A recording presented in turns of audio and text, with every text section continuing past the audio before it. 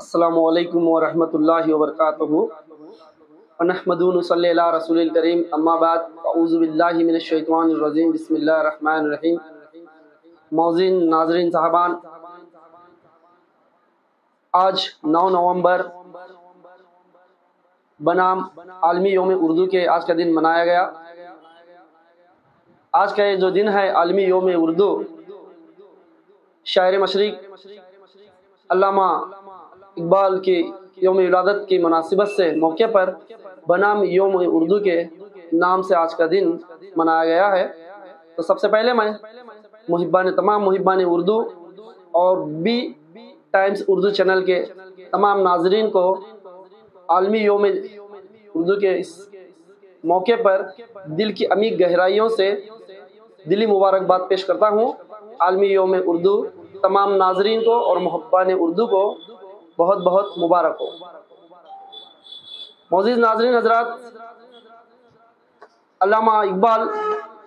9 نومبر 1877 عیسوی میں سیالکوٹ میں پیدا ہوئے۔ بچپن ہی سے علامہ اقبال کو اردو سے کافی رغبت رہی۔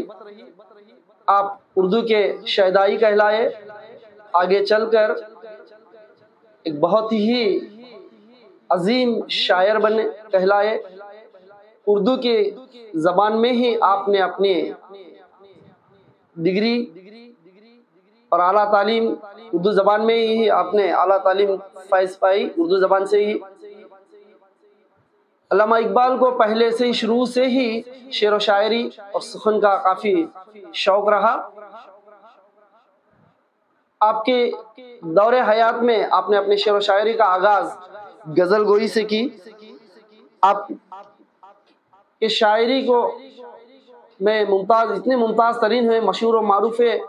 کہ آپ کو علامہ کے خطاب سے نوازا گیا، تبھی سے آپ علامہ اقبال کہلائے۔ آپ کو آج بھی ساری دنیا شاعر مشرق علامہ اقبال کے نام سے جانتی ہے۔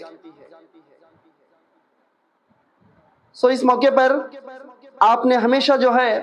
فلسفیانہ انداز میں ادب، اسلامی طرز زندگی اور مقصد حیات کے متعلق سے بے شمار شعر و شاعری اپنے دور حیات میں کر چکے ہیں۔ آپ ایک فلسفی شاعر کے نام سے بھی یاد کیے جاتے ہیں۔ غزل گوئی کی شروعات غزل گوئی سے ہی آپ کی شعر و شاعری کا دور کا آغاز ہوا۔ علامہ اقبال ہمیشہ نوجوانوں میں اسلامی طرز زندگی اور مقصد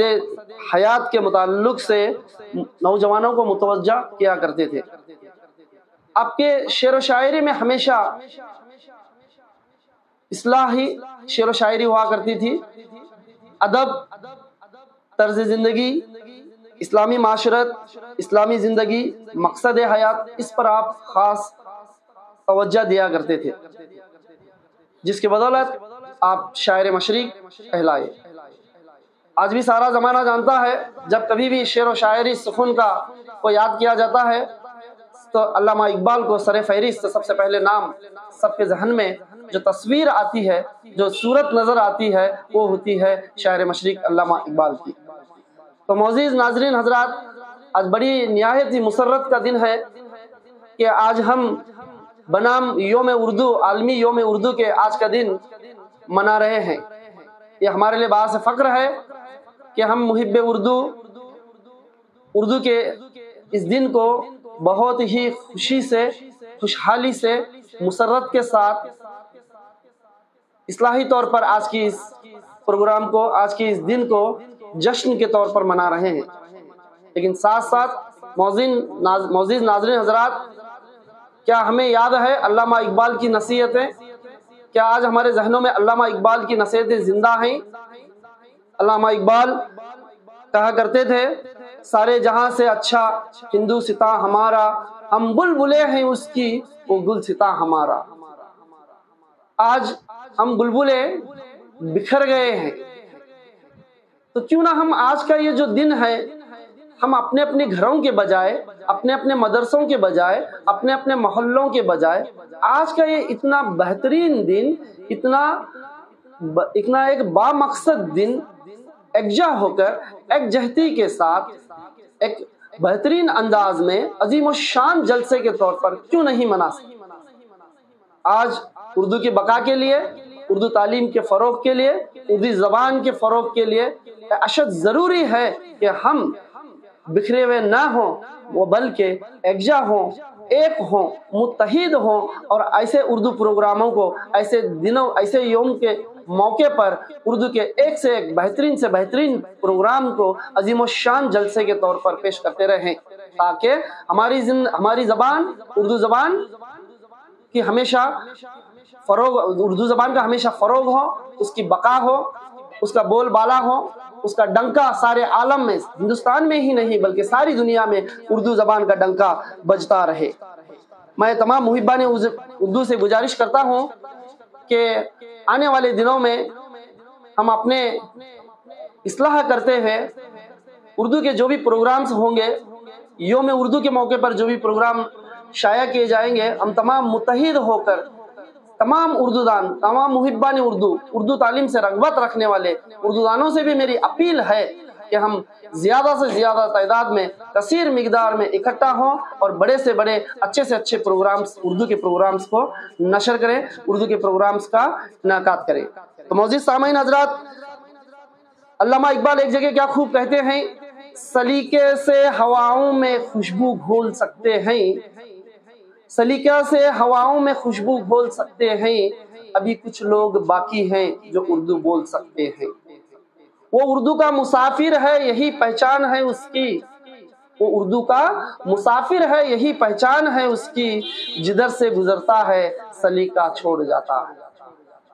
تو لہٰذا میں محبان اردو سے گزارش کرتا ہوں کہ ہم اردو کو زندہ رکھنے کے لیے، اردو کی بقا کے لیے، اردو کا سارے عالم میں ڈنکا بجانے کے لیے اردو کے پروگرامز کو شائع کرتے رہیں، نشر کرتے رہیں۔ تو اس عوض میں، اس ضمن میں آج تک اتہاس گواہ ہے، تاریخ گواہ ہے، شہر باگلکوٹ میں آج تک اردو زبان کے اردو پروگرام کو شائع کرنے کے لیے، نشر کرنے کے لیے آج تک نہ کوئی چینل بنا، نہ کوئی یوٹیوب، نہ کسی یوٹیوب کا وجود ہو پایا ہے۔ یہ بات ہمارے لیے باعث فخر ہے کہ بی ٹائمز اردو شہر باگلکوٹ میں ایک پہلا چینل ہے جو اردو پروگرام کو اپنے چینل کے ذریعے سے شائع کر رہا ہے، نشر کر رہا ہے، اور ناظرین تک، محبان اردو تک اور عوام تک پیغام پہنچانے کی کوشش کر رہا ہے۔ میں بی ٹائمز اردو کے چینل کے بانی، ایڈیٹر صاحب اور ان کی ساری ٹیم کا بہت ہی ممنون و مشکور ہوں، انہوں نے اتنا بڑا بیڑا اٹھایا ہے اور بہت سارے اردو پروگراموں کو اپنے بی ٹائمز اردو کے ذریعے سے شائع کر رہے ہیں اور نشر کر رہے ہیں۔ تو لہٰذا یہ ہمارے لیے فخر کی بات ہے کہ ہمارے شہر باگلکوٹ میں ایک پہلی مرتبہ، تاریخ میں پہلی مرتبہ بی ٹائمز اردو چینل کے نام سے ایک چینل شائع ہو چکا ہے، ایک چینل بنا ہے جو صرف اور صرف اردو زبان کی خدمت کے لیے بنایا گیا ہے۔ میں لہٰذا تمام محبان اردو سے دل کی عمیق گہرائیوں سے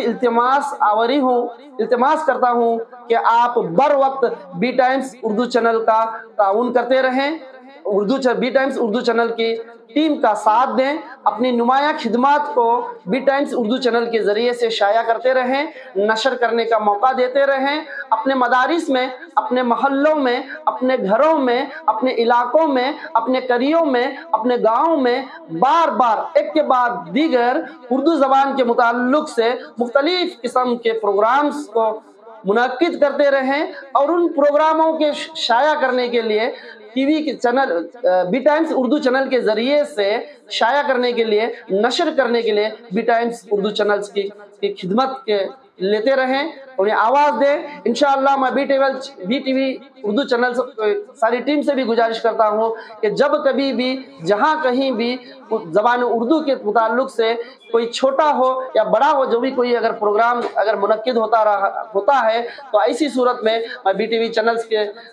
بانی اور ایڈیٹر صاحب اور ان کی ساری ٹیم سے بھی عزیزانہ درخواست کرتا ہوں، گزارش کرتا ہوں کہ آپ آئیں اور ہمارے اردو کے زبان کے متعلق سے جو بھی پروگرامز